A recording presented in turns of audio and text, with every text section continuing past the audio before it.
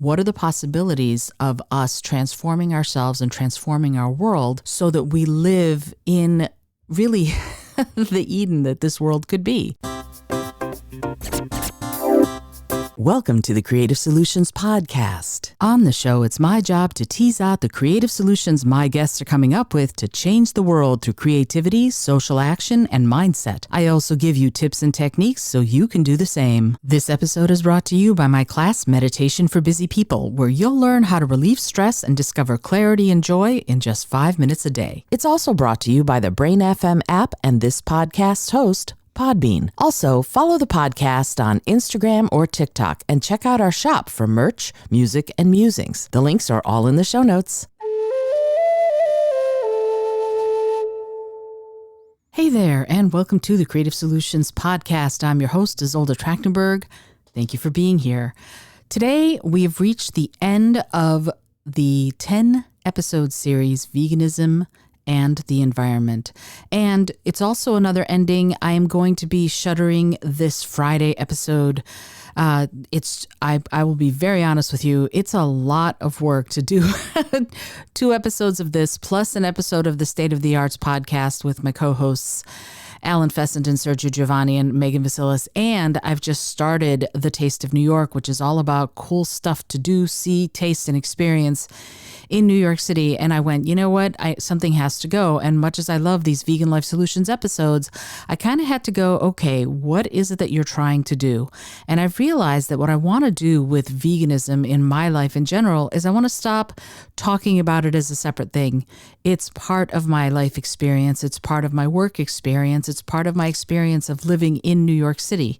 And so that is a lot of what's happening here. And that is whenever I'm talking about restaurants or places to go where there's going to be food, I'm always going to be talking about them being vegan and highlighting the vegan things. And it's going to be part of the Taste of New York podcast. And that's how it's going to be from now on, is whenever I want to talk about that aspect of my life and my work, it's going to be part of that show. And it will be back as far as creative solutions, especially when I interview and work with people who are pushing some of those amazing limits as far as pushing the envelope when it comes to taste and availability of and ubiquity, if you will, of vegan products. Like, for example, Ben & Jerry's is coming out with more and more tasty flavors. They're the vegan versions of their non-vegan ice creams. My favorite is still probably always going to be Chunky Monkey, and they stopped making that one a long time ago. But, you know, there are others that are really delicious. And so that's kind of what I'm thinking about, is I want to talk about this stuff. And you should always know that whenever I'm talking about any sort of a restaurant or any sort of a dining or food experience, for me, it's always going to be vegan. When you get my recommendations, they're always going to be plant-based. That's just how it is. So I feel like I don't need specifically a Friday episode about this, because it's going to be infusing everything that I am and everything that I do.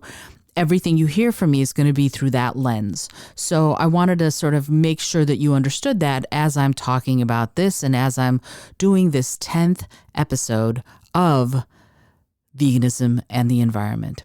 As we've explored throughout this series, veganism offers a really powerful solution to address pressing environmental challenges that we are all facing. And I just read a thing in the Washington Post today that says that one of the main currents in the Atlantic Ocean, potentially in the next few decades, is going to stop. And it is the current that brings warm salt water up from the tropics to the northern Atlantic.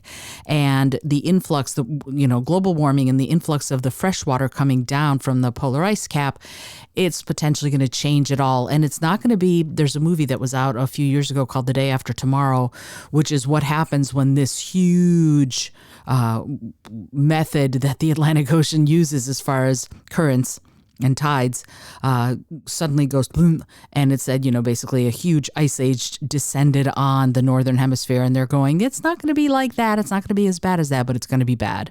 And so what we need to do is prepare for it. And they're like, we've hit that point where in the few decades, and it could be as soon as 10 years from now, this thing stops because there's so much fresh water coming down as the ice caps melt. we're going to have trouble, and we're already in trouble, but we're going to have even more bigger storms, especially along the east coast of the USA. We're going to have huge differences in how cool it is in the northern hemisphere versus how hot it is towards the equator.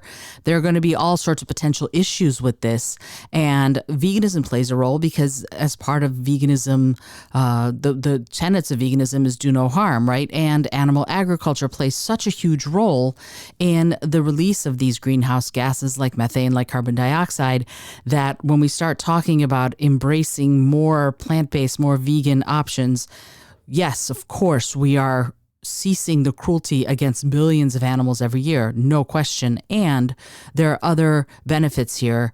And I want to say that to anybody who's listening, if you're listening and you're going, no, veganism is only about animal rights, I think in my mind, it is definitely, obviously, primarily about saving and keeping from harm and keeping from pain and keeping from suffering billions of animals. And there are other benefits that other people might not understand or realize as they're looking into what veganism is all about. And if we curtail the animal agriculture industry, we will help the environment as well. And I wanted to sort of talk about that because some of these environmental challenges are going to get just huge if we're not really careful and if we don't take pretty immediate action. So this isn't just about a dietary choice. It's a pathway that leads towards healing ecosystems and building a more resilient planet. You know, if we're talking about saving, providing a good sort of a life experience for our children and our children's children,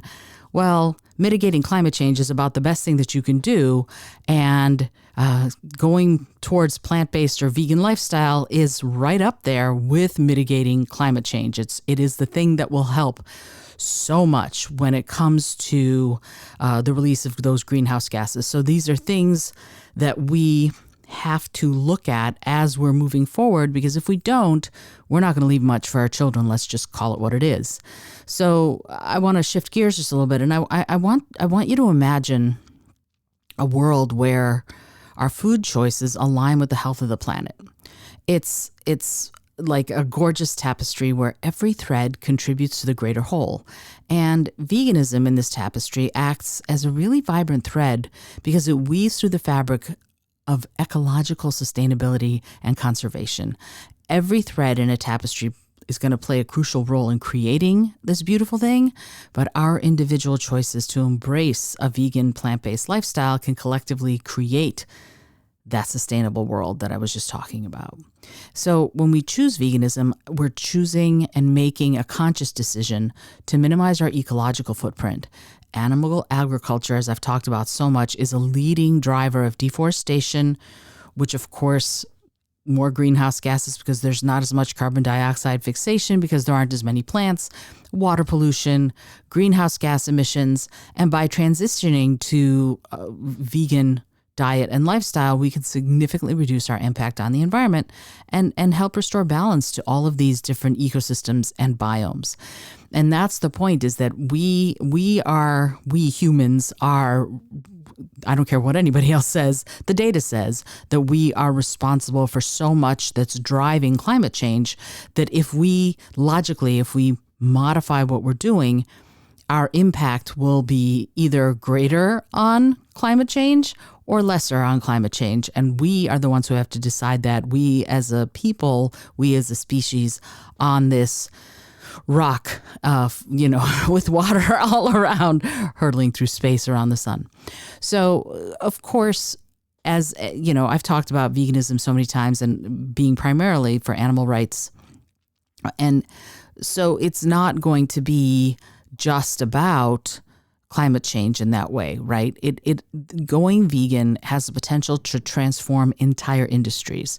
It can transform our food production. It can transform fashion. Sustainable fashion is so important because so much of it is thrown away, or of course, animals' skins and fur are used in fashion, which is, just the very idea of wearing a dead corpse on my body is, well, it's an anathema. But if you go vegan, the whole industry can be transformed. And an agricultural system that prioritizes regenerative practices where sustainable farming methods can flourish and biodiversity can thrive. So by shifting towards this kind of plant-based or vegan agriculture, we can protect habitats, we can preserve species, and we can cultivate a harmonious coexistence with nature being all the plant matter and all the animals all over the planet. So the future of of veganism, the prospects of veganism also extend to innovative solutions that are emerging in the realm of alternative proteins, right? There are so many different possibilities when it comes to alternate sources of protein, and we can undergo just like a caterpillar undergoes a transformative journey to become a butterfly. I think we're witnessing a similar transformation in the food industry. We've got vegan and plant-based meats, cultured meats, which I personally don't believe in cultured meats, but because it's still taken from the animal. But there are innovative alternatives that are reshaping our understanding of what's possible. And if you want to see that, check out Chef Guy Vaknin's work at Anixi and also at Coletta and at Willow and at Beyond Sushi. He's Chef Guy Vaknin on Instagram. They're doing amazing work with some of this plant-based meat. It's unbelievable and incredibly delicious. So these advancements not only offer delicious, as I said, and nutritious options, but they also reduce the need for resource-intensive animal agriculture. And of course, they reduce greatly the suffering and torture of billions of animals every year.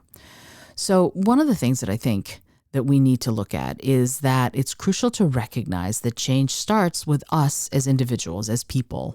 Each meal you choose, each product you purchase is an opportunity to contribute to a more sustainable world.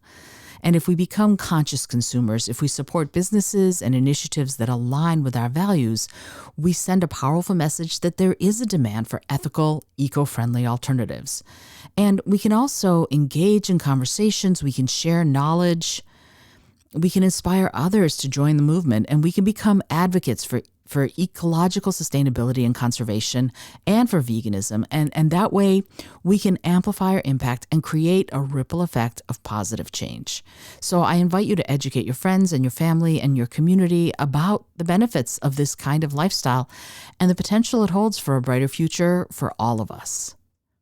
I really want to sort of stress that it's not just for people, it's not just for animals, it's for all of us, for the planet as a whole.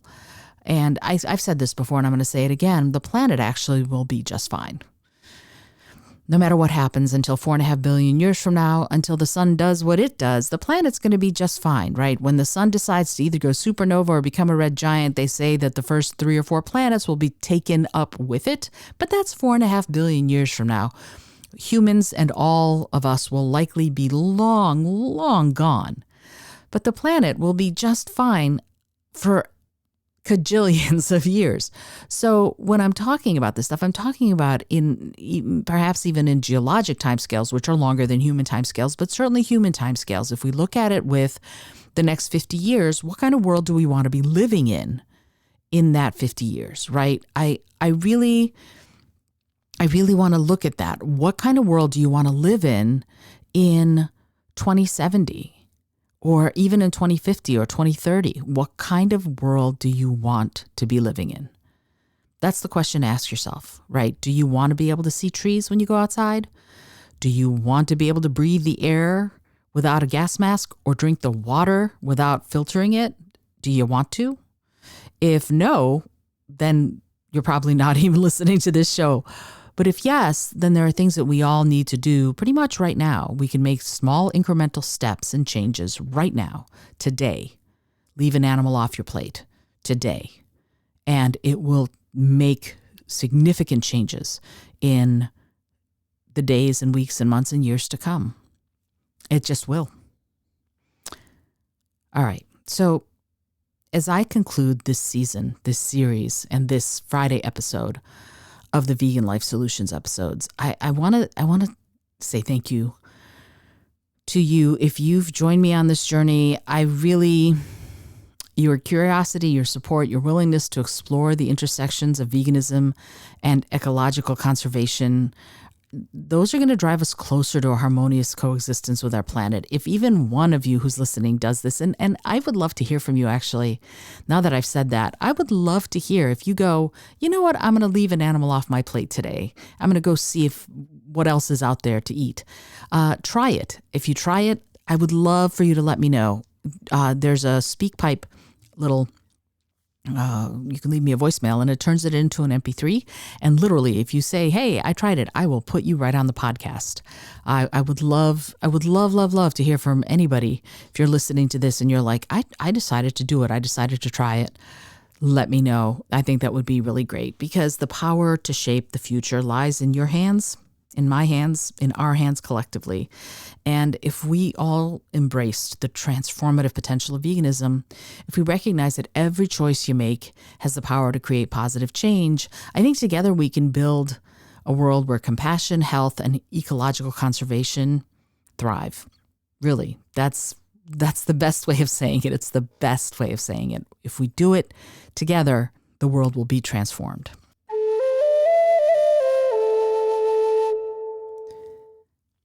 Again, I want to thank you for being part of this amazing journey, actually. I just loved it.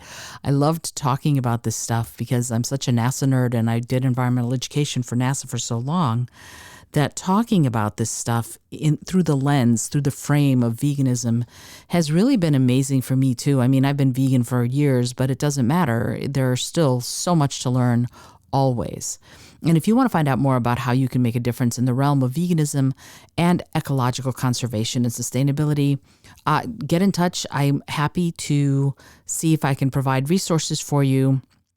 I invite you to subscribe to the podcast because really I'm going to keep talking about this stuff. It's just not going to be on Fridays. It's going to be on Mondays when I'm doing some of my solo episodes, when I'm interviewing people who are basically world changers in some of these industries and fields, because I want you to keep learning about, and I want to keep learning about the possibilities. What are the possibilities of us transforming ourselves and transforming our world so that we live in really the Eden that this world could be, where it is pretty much free of suffering, where we can minimize how much suffering there is, how much torture there is for anybody, for any being on this planet, for any sentient being on this planet. All right. I hope you enjoyed today's episode. And I should just remind you, if you want to join the Patreon community and keep supporting the show, I would love it. That would be great. I have a link to the Patreon community there, and there are cool things that you can get as we go along, and depending on the level of support that you give to the show. This show I'm a one-woman shop, right? I do this because I love it, and I do this because I want to keep bringing creative solutions to you, and I do this because I think if we all think in that innovative, creative way, we can come up with the solutions that are going to meet those challenges. So I invite you to do that, and I hope that you enjoy the rest of your day, evening, morning, night, whatever it is. Until next time, this is Izolda Trachtenberg with the Creative Solutions Podcast saying to always remember to be bold, be creative, and most of all, be kind.